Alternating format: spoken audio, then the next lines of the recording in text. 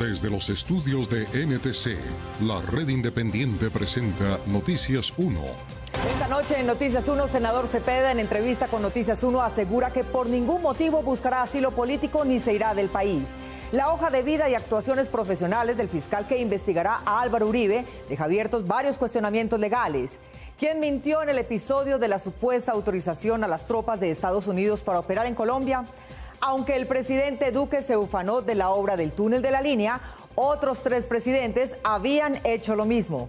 Acoso sexual en el Consejo de Estado. Un funcionario de rango medio aterroriza a las mujeres y sigue trabajando allá. Y en los deportes, Germán Arango. Mónica, emocionante resultó la 9ª etapa del Tour de Francia, que tiene nuevo líder, uno de los favoritos, Primo Roglic, pero atención que Egan Bernal está segundo en la general a solo 21 segundos. Descalificado Novak Djokovic del Abierto de Tenis de los Estados Unidos por un pelotazo a una jueza. ¿Casualidad o intencional?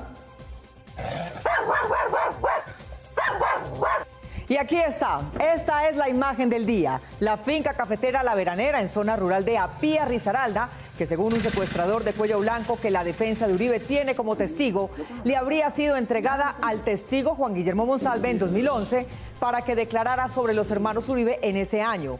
No obstante, los documentos muestran que la finca fue adquirida por la entonces esposa y madre del hijo de Monsalve, una médica de profesión, con la herencia familiar que recibió en 2016, sin que fuera precedida por ninguna declaración al respecto, ni judicial, ni pública, ni privada. De esta historia hablaremos hoy. Por la prensa libre y el derecho que todos ustedes tienen a la verdad, yo soy la red independiente. Presenta Noticias 1 con Mónica Rodríguez y Germán Arango. Buenas noches y bienvenidos a la mejor información del fin de semana. El senador Iván Cepeda denunció hoy lo que para él es una ola de persecución de la bancada uribista contra él. Contó que ha recibido derechos de petición de 16 congresistas en que le preguntan hasta por sus cuentas bancarias, pero aseguró que por ningún motivo se irá del país. Después de una rueda de prensa que dio el senador Iván Cepeda, aseguró en entrevista con Noticias 1 que se abstendrá de responder los derechos de petición que le están enviando 16 congresistas del Centro Democrático, en las que le solicitan información sobre temas tan personales e íntimos como sus cuentas bancarias, gastos, inversiones y otros datos con los que buscan perseguirlo. Información de carácter personal sobre mis cuentas bancarias y la manera en cómo yo administro mis recursos cuando he donado al movimiento de víctimas de crímenes de Estado, algunos dineros para su funcionamiento. Los 8 senadores y 8 representantes a la Cámara del Uribismo le enviaron al senador Cepeda un primer derecho de petición el 24 de agosto, en el que le preguntaban si estaba dispuesto a someterse al polígrafo para descubrir si había dicho la verdad sobre el proceso contra Uribe. También le solicitaron entregar la lista de todas sus llamadas en 5 años. Viola mi derecho a la intimidad. Intenta utilizar esa información en mi contra y en contra del proceso judicial que se está dando, y por eso ya he dicho que no voy a entregar esa información y que por el contrario lo que voy a proceder es a entablar, como lo he hecho, una queja disciplinaria ante el procurador. No obstante, Cepeda respondió a algunas preguntas de la bancada que lidera el procesado expresidente Uribe el 28 de agosto. De acuerdo con él, contestó lo que tenía relación con sus labores de congresista. Pero los 16 parlamentarios del Centro Democrático le enviaron otro derecho de petición el 1 de septiembre, como si fuera el cuestionario de un magistrado de la Corte Suprema. Como se sabe, el senador Cepeda y todos los congresistas en Colombia tienen fuero judicial y solo pueden ser interrogados por los togados de la Alta Corte. A mí no me cabe duda que esto es parte de una gran campaña que se está haciendo utilizando toda clase de métodos legales e ilegales en mi contra. Cepeda señaló que el partido del ex senador Uribe, el Centro Democrático, muestra su estado de angustia cuando, a través del asesor y amigo personal del presidente Duque, Luis Guillermo Echeverri, quien también es presidente de la Junta Directiva de Ecopetrol y domina varias cámaras de comercio de diferentes ciudades capitales, le exige al diario El País de España que no lo entreviste. Yo veo un grado muy alto de exasperación y eso está provocando que de una manera absolutamente caótica estén buscando por con todos los recursos posibles hacerme daño, presionarme, intentar que yo deje de participar en el proceso judicial, eliminar mi voz del espacio público. Iván Cepeda aseguró que lo más grave es que hay también campañas abiertamente ilegales y peligrosas como las amenazas de muerte y seguimientos que les están haciendo a él y a su familia. Ante la pregunta sobre si llegaría a pensar en el exilio político, si se siente en peligro, indicó que por ningún motivo se irá de Colombia, como le tocó hacerlo en 3 ocasiones anteriores. Y estoy totalmente decidido a avanzar hasta las últimas instancias en este proceso judicial. No nos van a intimidar, no nos van a atemorizar, no van a lograr que de alguna manera dejemos de decir la verdad sobre lo que ha ocurrido. Así que están perdiendo ingentes recursos, dilapidando miles de dólares en un asunto que no va a tener el efecto que ellos buscan. Esta semana el senador y sus abogados interpondrán otras acciones legales en el país y en organismos internacionales. El secuestrador Enrique Pardo, quien había intentado en 2018 hacer cambiar a favor de Álvaro Uribe la declaración del principal testigo contra este, Juan Guillermo Monsalve, insistió en una reciente entrevista en quitarle credibilidad a las afirmaciones de Monsalve. Ignacio Gómez. Mónica, a pesar de que el intento de Pardo por cambiar el testimonio de Monsalve empezó en 2018 en su celda, solo ahora se le ocurrió contar, y no en las cortes, que hubo una casa a cambio de ese testimonio. Pero entre el testimonio y la compra de la casa hay 5 años de diferencia. El llamado por el uribismo testigo clave del caso Uribe, Juan Guillermo Monsalve, tenía compañero de celda a un secuestrador de cuello blanco, Enrique Pardo Hache, quien desde el principio intentó hacerle cambiar su versión judicial.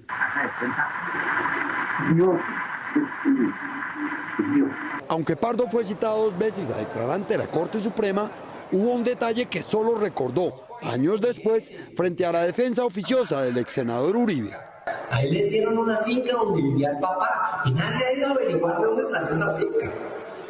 Él me mostraba las fotos de la finca y me decía, mira, aquí secamos el café, mira, aquí vive mi papá. Y me mostraba la casa de la finca y la tierra. Yo le dije, ¿usted dónde sacó esa finca? Y me dijo, me la regalaron. Y fue por esa época, en el año 2011, 2012. Este es el predio en cuestión, la finca La Veranera, de un poco más de 20 hectáreas en un costado del camino de herradura de la vereda San Antonio de Apía, Risaralda, en límites con Caldas y vecino del departamento del Chocó. Noticias 1 estuvo en el predio. Estaba solo. Los vecinos dicen que así ha estado desde hace varios años. Allí están. Bueno. Ahí sale el encargado. La finca tiene una casona construida en 1956 y un beneficiadero de café, es decir, un espacio para prepararlo antes de su venta. Una vez murieron sus propietarios originales, el predio cambió varias veces de dueño antes de ser comprado por mitades, por 2 comerciantes de Pereira en 2012. Uno de ellos le vendió su parte a la entonces esposa de Juan Guillermo Monsalve en mayo de 2016 por 27 millones de pesos. Deyanira Gómez, médica de profesión y madre del hijo de Juan Guillermo Monsalve, tiene documentos que demuestran que lo compró con el producto de la herencia que recibió luego de la muerte de sus padres, un poco más de 40 millones. La segunda mitad del predio fue comprado en julio de 2018 al otro propietario por la mamá del testigo Monsalve, Luz Marina Pineda, abuela del hijo de Yanira y Juan Guillermo. Es decir, se trató de transacciones inmobiliarias con fondos registrados en el sistema financiero y legalmente obtenidos por una médica de profesión y heredera de sus padres y por una campesina dedicada al cultivo del café. Y las transacciones no precedieron ninguna declaración judicial, pues el hijo y entonces esposo de las propietarias, Juan Guillermo Monsalve, había declarado en 2011, es decir, 5 años antes de la venta, lo que vio como mayordomo de la finca de los hermanos Uribe en el Bajo Cauca antioqueño. En la hoja de vida del nuevo investigador del expresidente Uribe, fiscal Gabriel Jaimes Durán, constan varias actuaciones que podrían configurar impedimento legal de este para conocer el caso. Víctor Ballestas. Mónica, un hecho que parece insalvable en el pasado profesional del fiscal Jaimes es que ha sido contraparte en pleitos legales de uno de los abogados del senador Iván Cepeda, declarado víctima dentro de ese mismo proceso. El fiscal Gabriel Ramón Jaimes Durán, hombre de confianza del fiscal general Barbosa, delegado para conocer la investigación por presunta manipulación de testigos en contra del expresidente Álvaro Uribe Vélez, desde esta semana estaría impedido para ejercer dichas actuaciones. Hay un asunto. Uno de los apoderados del senador Iván Cepeda, quien es parte en el proceso Uribe porque fue reconocido como víctima, es el abogado Ramiro Bejarano, quien ha estado enfrentado judicialmente con el fiscal Jaimes Durán. Contradicciones. El abogado Bejarano radicó en 2010 una queja disciplinaria y una denuncia penal contra Jaimes por los presuntos delitos de falsa denuncia y abuso de autoridad.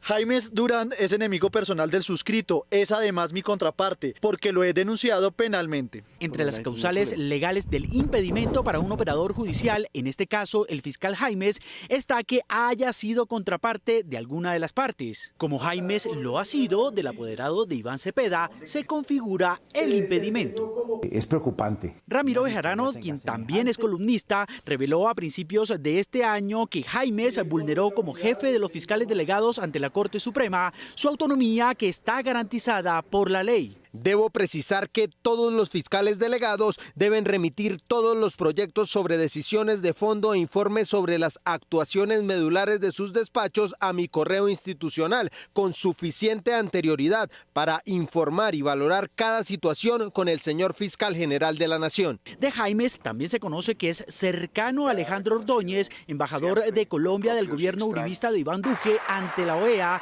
lo que vulneraría la independencia con que deben actuar los fiscales y jueces.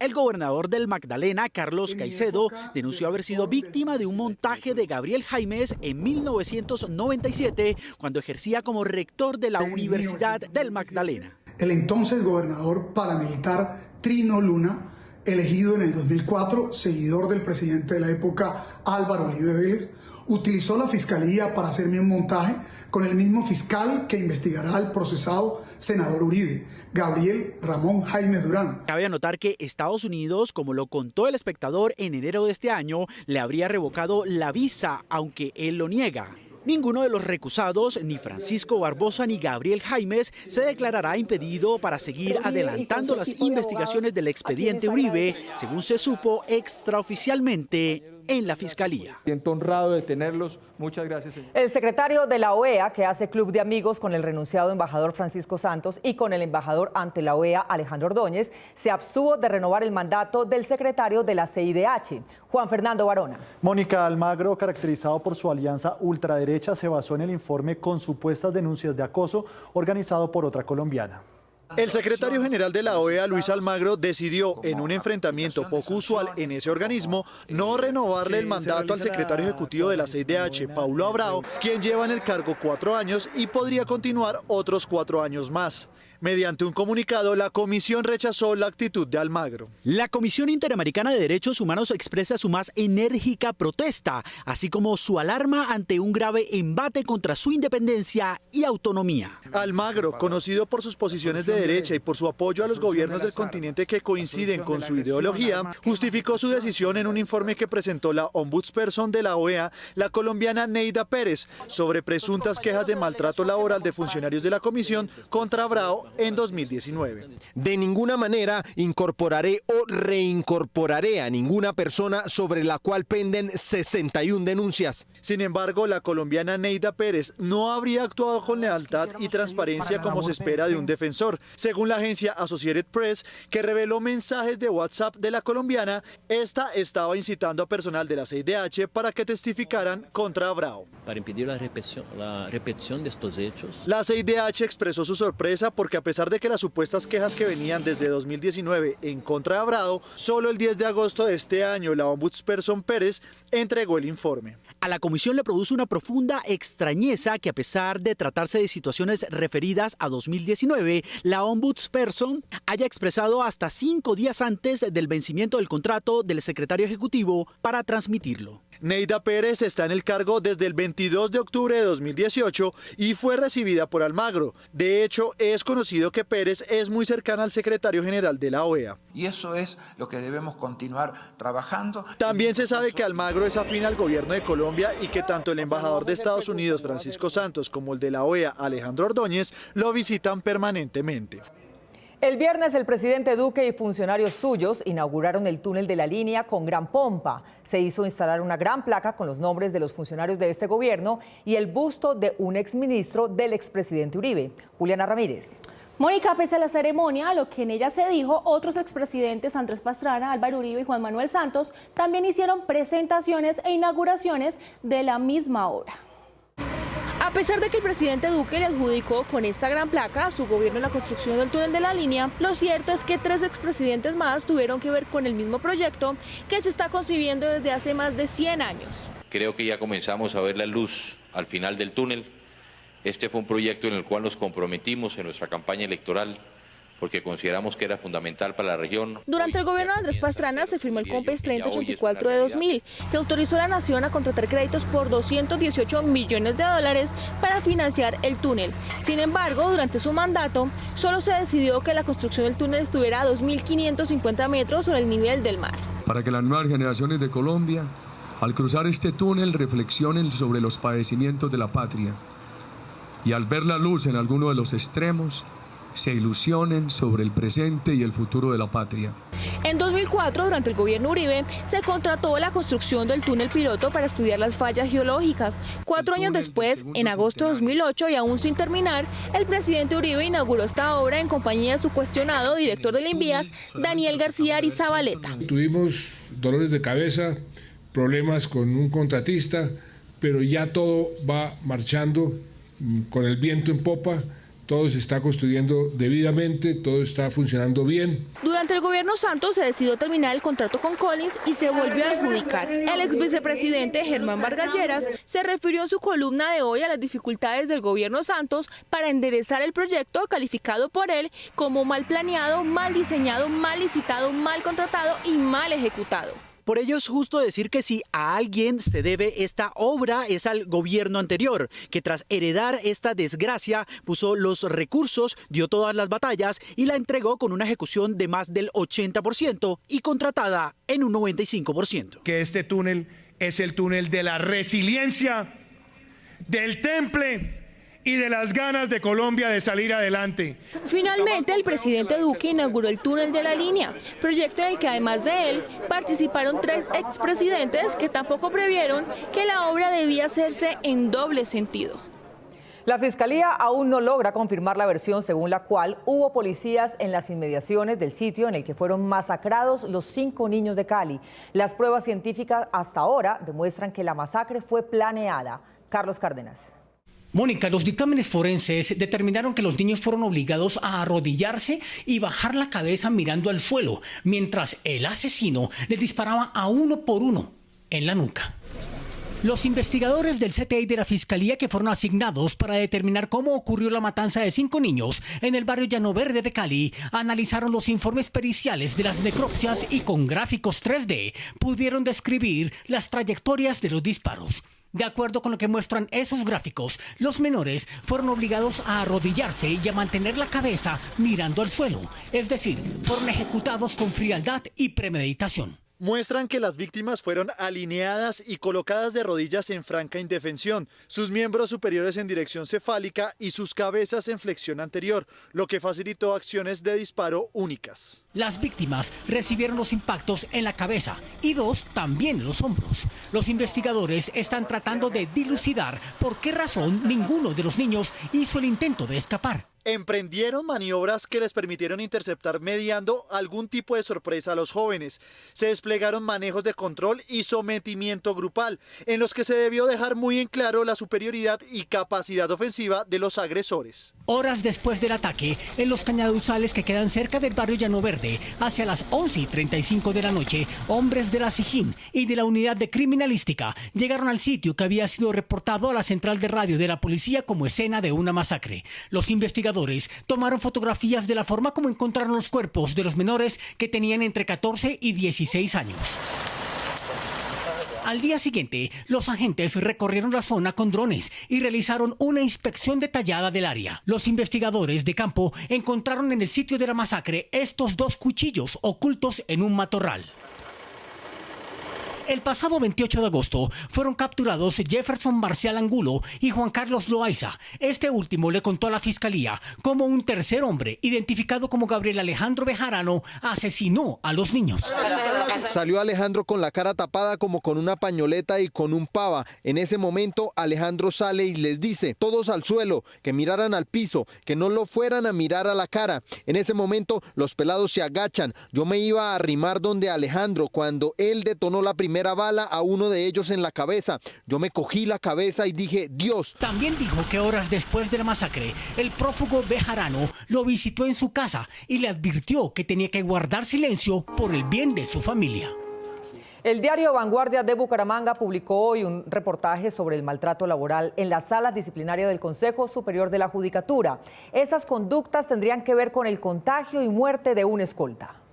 El diario Vanguardia Liberal reveló hoy que otras 4 personas, además de las que ya lo habían hecho, relataron sus casos de acoso laboral y sexual en la sala disciplinaria del Consejo Superior de la Judicatura. Con estos testimonios ya serían 7. Las prácticas de abuso de poder, renuncias en masa y hechos relacionados con acoso sexual son de conocimiento no solo de los magistrados, sino de varias personas que trabajaron allí. Son mencionados nuevamente los magistrados Fidalgo Estupiñán Carvajal, Camilo Montoya Reyes y Pedro Alonso Sanabria. De este último se abre un capítulo adicional que se titula Sanabria, relación entre jefe y empleada. A propósito, 2 personas aseguraron que siempre olía a trago y que su conducta en la sede de la Judicatura solía ser inapropiada.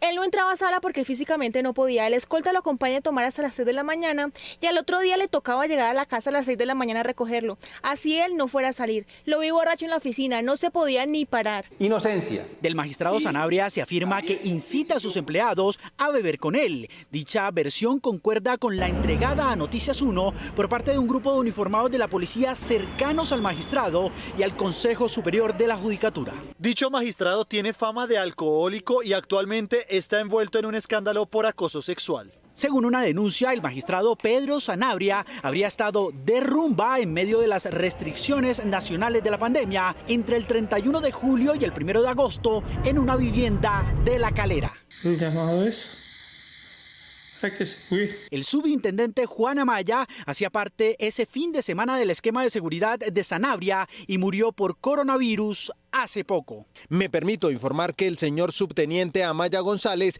se encontraba laborando para dicho fin de semana como hombre de protección. Lo que me jodió a mí fue este sábado, hace 8 días, que amanecí en La Calera,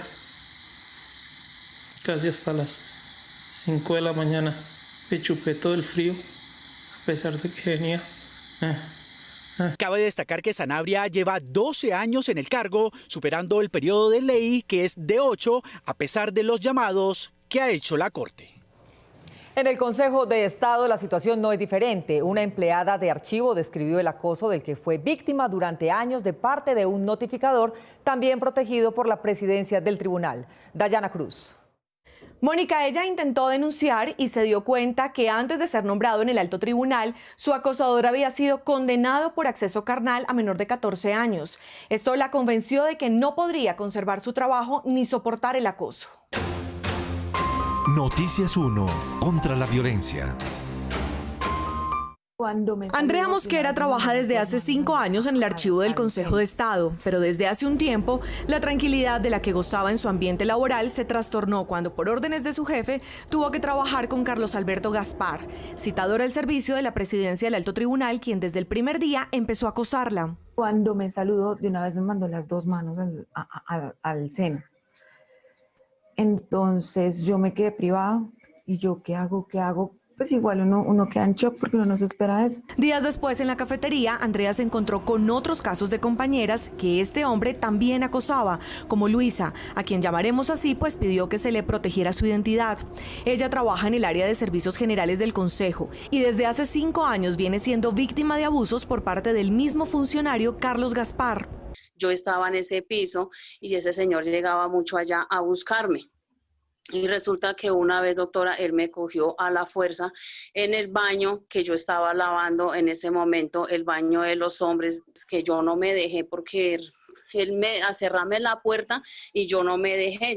A estos acosos se suma el de Andrea Daza, quien fue acosada sexualmente por Gaspar. Ya cuando él se estaba devolviendo, pues yo vi que ya íbamos a salir y yo también di la vuelta para salir. Cuando él me alcanzó, me cogió la mano y me la iba a mandar para sus partes íntimas, para sus genitales. Yo alcancé a detener la mano cuando me volteó y me agarró con fuerza, me cogió la cara duro para tratar de besarme. Andrea Daza, joven madre, casada y con 2 hijos, tuvo que renunciar por miedo, después de haberse quejado internamente.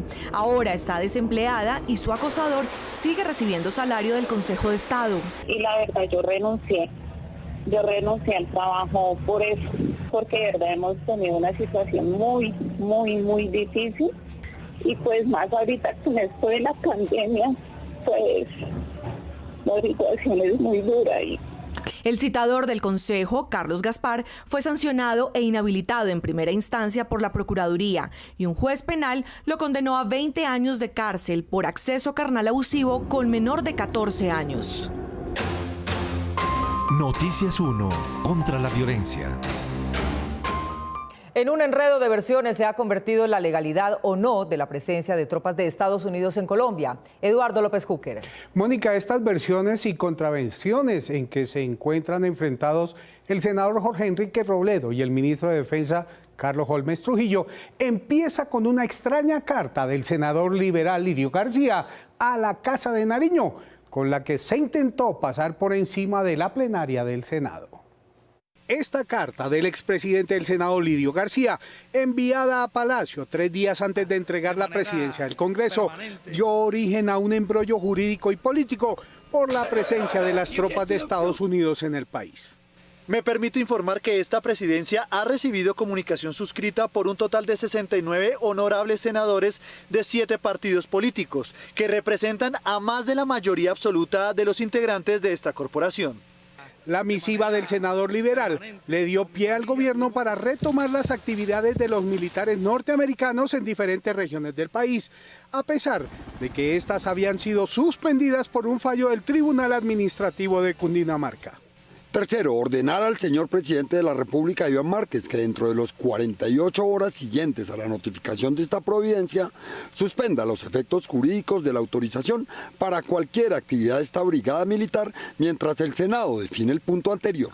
Las críticas por las cartas de 19 senadores del Centro Democrático, 16 de Cambio Radical, 13 conservadores, 8 de la U, 9 liberales y 3 de Colombia Justa Libres llevaron al senador Lidio García a pedir rectificación. No se encuentra ajustado a la verdad que el Congreso de la República hubiese autorizado la presencia de tropas norteamericanas en el territorio colombiano.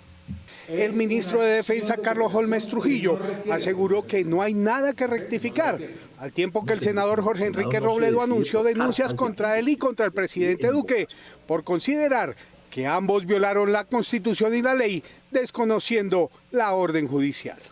En el Senado no se decide por cartas de amigos, sino que se decide en votaciones, en decisiones formales, hasta el punto de que el propio presidente del Senado le exigió que rectificara y que no engañara, que esas cartas no se podían asumir como un cumplimiento de la Constitución y de la ley. El ministro Trujillo respondió que estudia acciones legales contra el senador Robledo, con base en un incidente de desacato negado en el Tribunal de Cundinamarca.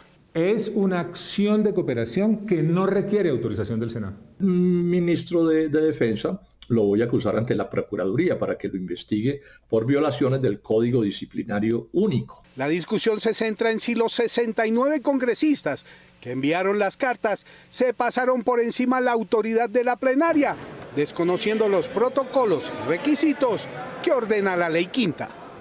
No se vende mucha ropa a clientes confinados, lo que indican los indicadores. El boletín del índice de precios al consumidor del DANE cuenta que en el mes de agosto bajaron los precios de la ropa de mujer, de hombre y los zapatos. Y subió el precio de los accesorios. Esto indica que la pandemia nos está dejando en paños menores. Esto es lo que indican los indicadores. Ya regresamos a Noticias 1, la red independiente.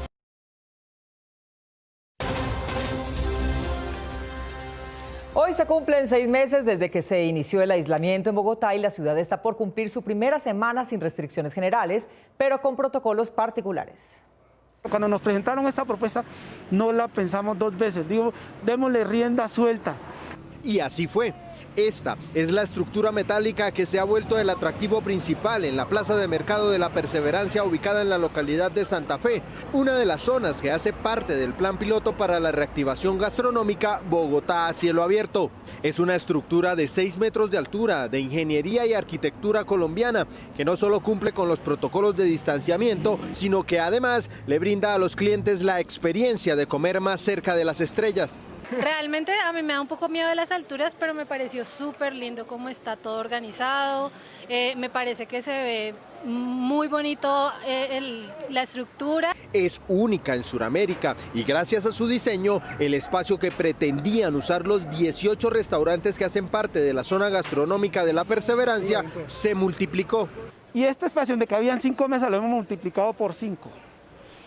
Así el aforo de la plaza, de 40 hemos pasado a un aforo de posibilidad de 160 puestos. Además de que brinda todas las garantías para que los comensales puedan disfrutar con toda tranquilidad. La seguridad que te da es la calidad del producto, que hace que las uniones, los anclajes entre las rosetas, las horizontales y las diagonales son tan firmes que la estructura no se mueve y la persona no siente sensación de que está arriba de una estructura de esta. No, la verdad se ve muy segura y muy moderna, muy bacano la verdad. Ahora este ingenio nacional, que se convertirá en la solución para aumentar la capacidad de aforo en espacios reducidos, cumpliendo todos los protocolos de bioseguridad, ya tiene pedido en más ciudades.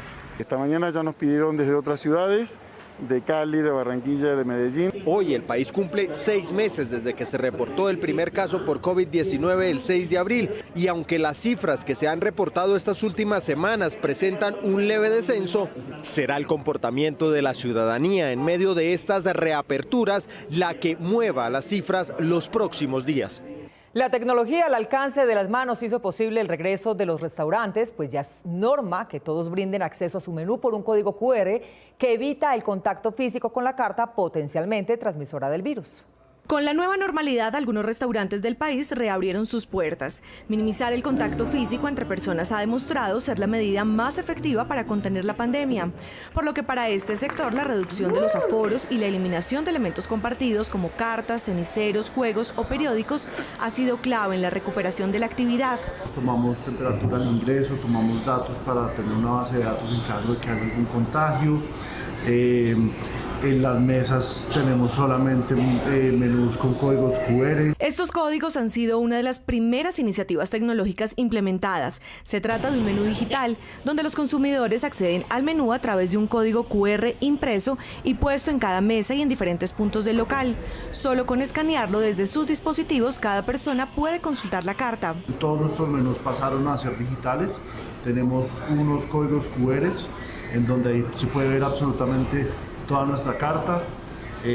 Estamos invitando a la gente a hacer transferencias. Tenemos incluso un sistema de pagos, reservas. Este cambio en los hábitos para minimizar contactos también ha llevado a la digitalización de los pagos. Todo es virtual y pues digamos que eso es lo que nos ha llevado a tener un protocolo de bioseguridad muy bueno, de tal manera que la alcaldía nos lo aprobó de inmediato. En Europa hay también establecimientos que han dado un paso más y están empezando a experimentar con la robotización de ciertos servicios. Se trata de un robot mesero que tiene como fin servir algunas bebidas y alimentos para minimizar el contacto entre personas y así reducir las probabilidades de contagio.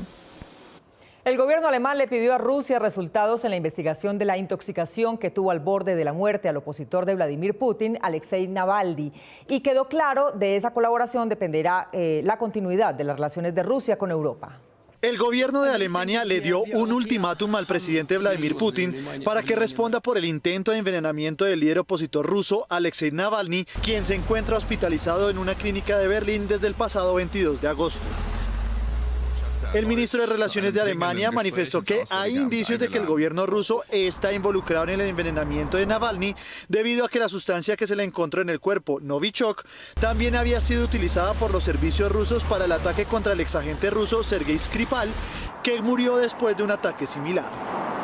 El pasado jueves la Unión Europea se pronunció sobre este caso y aseguró que se trató de un intento de asesinato, por lo que pidió una acción internacional conjunta. En el próximo encuentro de la Unión Europea, que será esta semana, Alemania, que preside el organismo, iniciará discusiones sobre posibles sanciones al Kremlin. Por su parte, Moscú acusó a Alemania de retrasar la investigación luego de que Berlín no respondiera a una solicitud de la Fiscalía rusa por este caso. Sin embargo, Alemania calificó como una cortina de humo la presunta intención de Rusia para aclarar el envenenamiento del opositor Alexei Navalny. Y para los que se tienen que quedar en casa por cuenta del COVID, ¿quién les paga esa incapacidad? Juliana Ramírez le preguntó a los expertos. Ante el desafío de la reactivación económica, la mayoría de sectores retomaron su actividad en este mes y con ello el riesgo de que los trabajadores se contagien de coronavirus. El gobierno y las aseguradoras de riesgos laborales han determinado en qué eventos se cubrirán las prestaciones económicas y asistenciales derivadas del contagio. En el caso del personal del sector salud, incluyendo a trabajadores administrativos, de aseo y de vigilancia, está claro que el contagio es una enfermedad laboral directa. Pero ¿qué pasa con otras actividades económicas? Debemos tener en cuenta que el trabajador debe verificarse que haya tenido un contacto agudo y directo con una persona diagnosticada como COVID-19 por razón de su oficio, de su trabajo. Y en realidad debemos verificar un par de requisitos, sin que sea uno más prioritario que el otro, y uno es realizar un estricto y bien documentado cerco epidemiológico para determinar la relación de causalidad entre la enfermedad y el contagio. Y también debemos verificar que el trabajador haya cumplido los protocolos de bioseguridad. En la práctica es difícil que se llegue a esta determinación de origen, toda vez que se puede suscitar en cualquier momento, en cuyo caso sería tratado como una enfermedad de origen común a cargo de las EPS. Pero si se llega a comprobar la causalidad, las ARL deberán cubrir prestaciones asistenciales y económicas relacionadas con el pago del 100% del salario. Ahora bien, uno de los mayores problemas que se está enfrentando ahora es quién paga el salario de aquellos trabajadores que tienen que confinarse porque conviven con un contagiado y la regla es que no hay que hacer las pruebas porque se presumen que ya están infectados. En ese caso, y como no hay incapacidad porque no hay diagnóstico, ¿quién debe asumir ese salario? Las EPS presentarán esta semana una propuesta al gobierno. Aunque a muchos les costó empezar en la educación online, de su abrupto se aprendió que la clase puede inclusive pasar fronteras que la educación presencial no permitía. Esta semana se conoció el proyecto conocido como Laboratorio de Innovación de la Educación Superior COLAB, que conectará a todas las universidades del país dentro de un espacio virtual para fomentar la colaboración y el intercambio de métodos de enseñanza y experiencias educativas con el fin de fortalecer la innovación en los procesos de aprendizaje y el uso de la tecnología. Un laboratorio de encuentro, de construcción, de creación y de acompañamiento al sector. Como lo dice su nombre, COLAB, colaboración, como principio guía de este trabajo. De acuerdo con la opinión de expertos en educación superior, este será un buen paso en el proceso de acoplamiento a las nuevas realidades de la virtualidad, las cuales, aun cuando ya se estaban empezando a aplicar en el país, venían desarrollándose de manera paulatina y lenta. Debido a la aparición de la pandemia mundial, lo que antes avanzaba de manera voluntaria e individual, ahora será una prioridad. Esta coyuntura ha traído una cantidad de pilotos que se dinamizaron, pilotos relacionados con una oferta académica que llamamos nosotros disruptiva, adecuada, ágil, apilable y que nos permite pensarnos de otras maneras. Uno, los procesos de naturalización, entendiendo lo que son procesos de apropiación cultural. Dos, el dominio de los lenguajes en lo digital. Y tres, el aprovechamiento de los contextos de actuación de nuestros estudiantes. La mayoría de las universidades privadas, entre otras el Externado, la Javeriana y la Sabana, y también públicas como la Nacional y la Distrital, ya integran el espacio COLAB.